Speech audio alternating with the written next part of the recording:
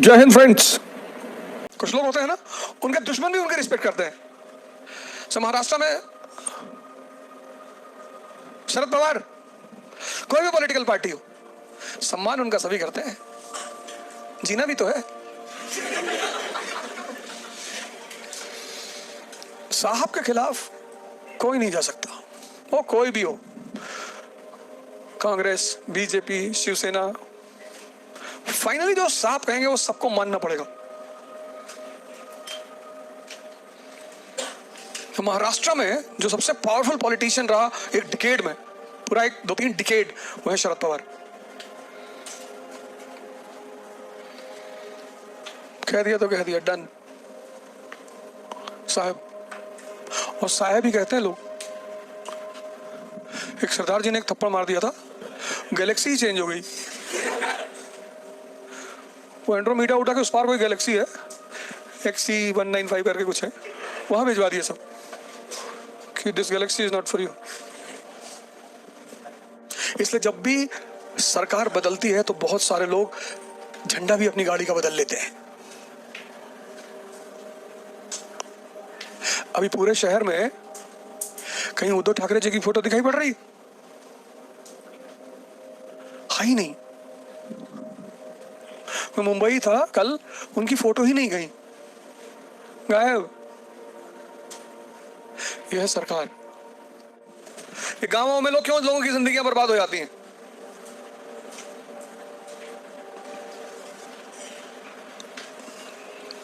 जेलों में जाके देखो कितने लोग बंद हैं, पूरी जिंदगी खत्म हो गई। 2 मर्डर कर दिया, 4 मर्डर कर दिया, पूरी जिंदगी खत्म हो गई, पूरा जीवन जेल में बीत गया, घर बिक गया, जमीन बिक गई, सब कुछ बिक गया।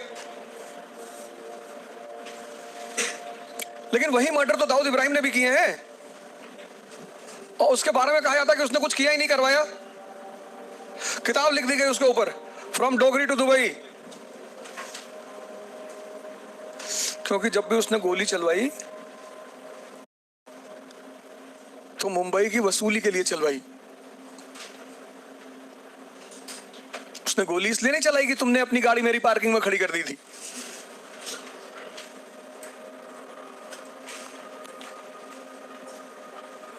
कितनों का तो आइडियल है वो। उसकी बिल्डिंग गिराने के ऑर्डर आया था, किसी ने नहीं गिराया। किसी ने गिराई उसकी बिल्डिंग? पता नहीं कहां सब गायब हो गए। उसकी बहन जब तक जिंदा थी सारा हिसाब किताब वही देखती थी, हसीना पारकर। अगर इंडिया आ जाए तो प्रेसिडेंट तो बन जाए मरते मरते। और किसी माई के लाल ने आज तक उसके ऊपर वीडियो बनाकर गाली नहीं दी। किसी की हिम्मत नहीं है, किसी की मां ने दूध नहीं पिलाया है जो उस पूरे इंडियन सबकॉन्टिनेंट में जो वीडियो बनाकर उसको गाली दे दे। बाकी सबको गाली दिया, संतों को दिया, टीचरों को दिया, डॉक्टरों को दिया, सबको। पर सबसे बड़ी बात जो मैं इस देश के बारे में सोचता हूं कि बताओ यार, सबको पता है कि रात में गाली दिया, सुबह जहां घर होगा ना वहां टेनिस कोर्ट बना होगा। यहां कामले साहब रहते थे, नहीं वो तो 10 साल पहले चले गए थे।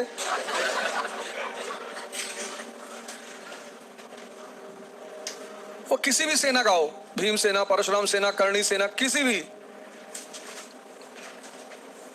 किसी की हिम्मत नहीं है कि उसको गाली दे दे। इस तरह के लोग इस देश में रहते हैं।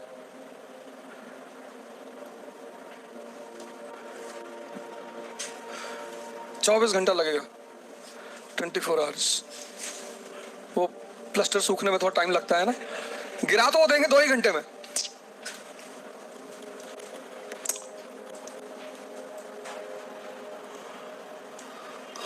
तो 2 घंटे का काम है, बाकी थोड़ा प्लास्टर करेंगे तो सूखने में टाइम लगेगा, उसमें 18 घंटा लगेगा, बाकी तो सारा काम हो जाएगा। ये हमेशा से रहा है, तुम टेंशन मत लो। बदतमीजी जो है ना वो हमेशा समझदार लोग करते हैं, अनपढ़ तो इनोसेंट होते हैं बेचारे। इस दुनिया में जितनी बदतमीजियां हैं वो सब समझदार लोग करते हैं। यही तो एक राज की बात है। अभी तुम्हारे पापा अगर 100 रुपए घूस लेते हुए पकड़ गए तो बेचारे दोबारा ऑफिस नहीं जा पाएंगे। और ये हमारे पॉलिटिशियंस,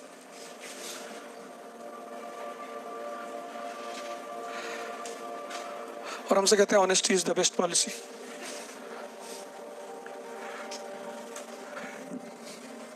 यही तो खेल है। एक भारत के अरिस्टोटल है, उन्होंने भी रिसेंटली मुझे ट्रोल किया कि ओझा वाज सेइंग कि तिलक वाज अगेंस्ट, ये वाली नहीं, वो इंडिया स्ट्रगल फॉर इंडिपेंडेंस, हाँ ये वाली, ये देखो ये किताब है ना, उन्होंने मुझे ट्रोल किया भाई। वो बहुजन लीडर है शायद, बहुजन समाज, और ओझा इज अ ब्राह्मण and he was saying कि तिलक was against caste system and untouchability। पर आजकल पता है क्या करते हैं लोग, आजकल टाइप करते हैं एक पेज पर, फिर उस पेज को वीडियो में दिखाते हैं कि किताब में लिखा हुआ, किताब का नाम नहीं बताते। देखो तुम लोग पढ़े लिखे हो ना, ये देखो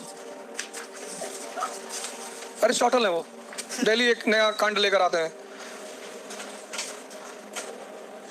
new modern Aristotle of India.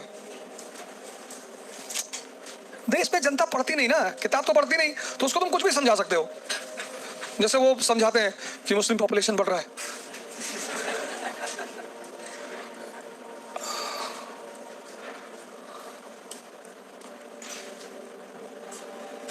अरे यार थैंक यू। ये देखो वो वीडियो सब घूम घूम के तो सब लोगों के सामने आ ही जाता है कभी ना कभी। तो हर एक आदमी में होते हैं 20-30 आदमी, जिसको भी देखना 8-10 बार देखना। ये भी लास्ट में उन्होंने शायरी भी कही है। तो देखो क्या कहा उन्होंने, पेज नंबर 162 तिलक पे, his stand on the question of non-Brahmin representation and on the issue of untouchability demonstrated that he was no casteist either. When the non-Brahmins in Maharashtra sent a separate memorandum to the government dissociating themselves from the demands of the advanced classes, Tilak urged those who oppose this to be patient.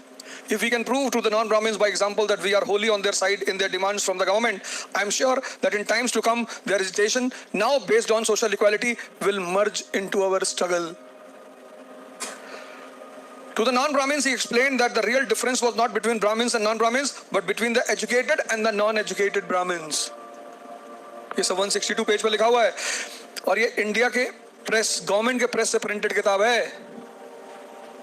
आगे सुनो क्या लिखता है वो आदमी, देखो तिलक declared, if a god were to tolerate untouchability, I would not recognize him God as well.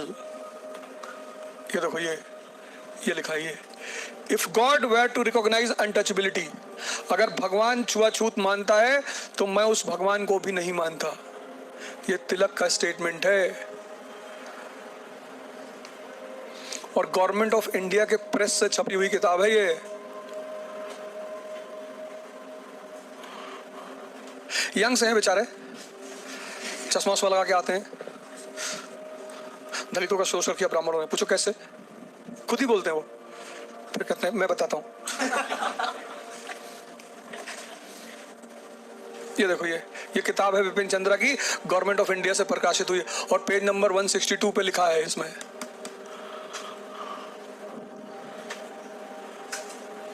पर मुझको एक चीज में बड़ा मजा आता है, ट्रोल होने में। आधा से ज्यादा तो मैं खुद ही करवाता हूं, लेकिन काफी दिन हो जाता है, मुझे लगता है कुछ हलचल नहीं हो रही यार, तो अपने किसी आदमी को बोल देता हूँ कि कर दे, ट्रोल कर दे।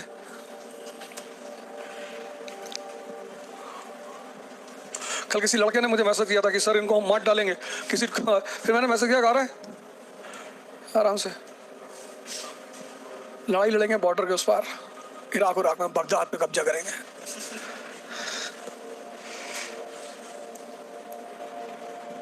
बिना इंटरेस्ट से कोई लड़ाई नहीं लड़नी, मस्ती से रहो। जितने महापुरुषों के लिए पूजा करते हैं ना, एक को फॉलो करना पड़ जाए तो हालत खराब हो जाए इनकी। पूजा करना आसान है, फॉलो करना मुश्किल है। रामचंद्र जी की पूजा करना आसान है, फिर रामचंद्र को फॉलो करना।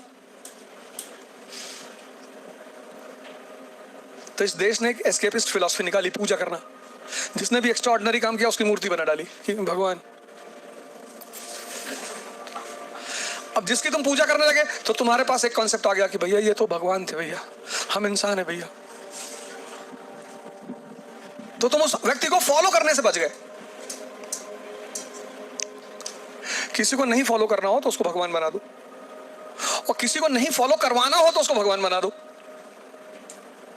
तभी तो बुद्ध ने कहा था कि मेरी मूर्ति मत बनाना। उनको पता था कि इस देश का जो समझदार तबका है वो उनको भगवान बनवा देगा, फिर लोग ध्यान भूल जाएंगे।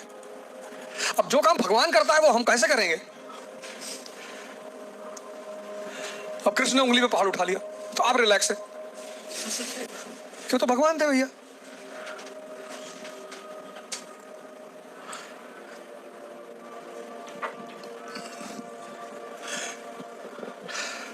तो इस देश में बहुत कम लोग किताब पढ़ते हैं। देखो लिखा है 162 नंबर पेज में, कभी वो भाई साहब मिलेंगे, यहीं के हैं, महाराष्ट्र के, यहीं के हैं। हर एक आदमी में होते हैं 15-20 लोग, किसी से जब भी मिलना 8-10 बार मिलना। मुझे दुनिया में एक ही चीज से नफरत है, शायरी से। अच्छी चीज है, चूंकि मैं कर नहीं पाता इसलिए मुझे नफरत है। जो चीज नहीं कर पा रहे हो विरोध करो उसका।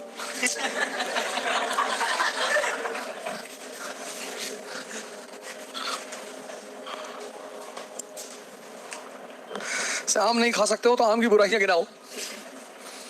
इकरा IAS के साथ अब युवा पकड़ेगा यूपीएससी में बेहतर प्रिपरेशन की रफ्तार, क्योंकि इकरा IAS लाए हैं यूपीएससी CSC 2024 के लिए ऑनलाइन और ऑफलाइन बैचेस, जिसके लिए आएंगे दिल्ली से एक्सक्लूसिव झा सर, ओझा सर, संजय सर, रबानी सर और शेखर सर जैसे 20 साल के experienced faculties. Join our new offline batch for NCERT Basics and GS Pre-Com Mains at ICRA IAS Kanpur. Starts from 4th March. You can also join our new online batch at ikraias.com.